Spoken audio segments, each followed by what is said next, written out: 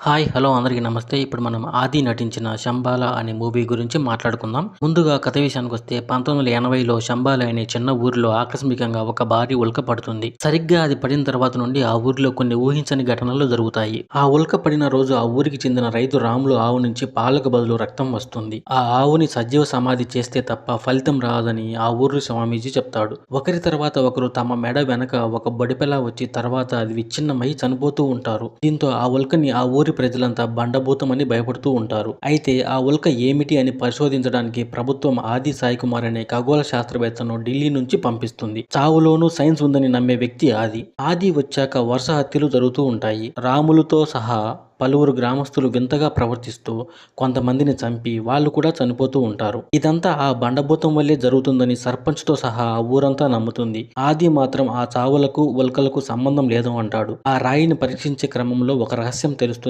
ఆదికి. అది ఏమిటి? అసలు శంబాల గ్రామ చరిత్ర ఏమిటి? ఆ గ్రామ దేవత కథ ఏమిటి? ఆదికి మాత్రమే కనిపించే దేవి ఎవరు? ఆ ఊరిలో చావులు ఆగాయా లేదా? ఆది ఏం చేశాడు అనేది మిగిలిన కథ.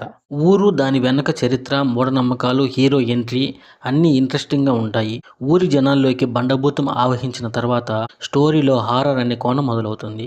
సినిమా అంతా ఒకే లొకేషన్స్లో ఒకే పాయింట్ మీద నడుస్తున్నా ఎక్కడా బోర్ కొట్టకుండా గ్రిప్పింగ్గా తీశాడు దర్శకుడు. మనం గెలవాల్సింది మనల్ని, భూతాన్ని కాదు అనే లైన్ అండ్ గుడిలో గంటలు కొట్టడం వెనక ఉన్న విషయం చెప్పిన విధానం చాలా బాగుంది. ఇంటర్వెల్ ట్విస్ట్ సెకండ్ హాఫ్ పై ఇంట్రెస్ట్ను మరింత పెంచుతుంది. సెకండ్ హాఫ్లో ఊరి సమస్యను తీర్చేందుకు ఆది చేసే ప్రయత్నాలు బాగుంటాయి. శంబాల గ్రామ చరిత్ర తెలిసాక కథనం ఊహకందేలాగా ఉంటుంది. క్లైమాక్స్ రొటీన్గానే ఉన్నా అక్కడ వచ్చే ట్విస్ట్ చాలా బాగుంటుంది. ఈ సినిమాలో ప్లస్ పాయింట్స్ వచ్చేసి స్టోరీ, ఆది acting and music. Minus points వచ్చేసి క్లైమాక్స్ అండ్ ఎడిటింగ్. ఈ సినిమాకి నేను ఇచ్చే రేటింగ్ 3/5. ఈ సినిమా ఆహాలో స్ట్రీమ్ అవుతుంది. చూడాలనుకునే వాళ్ళు ఒక లుక్ వేయండి.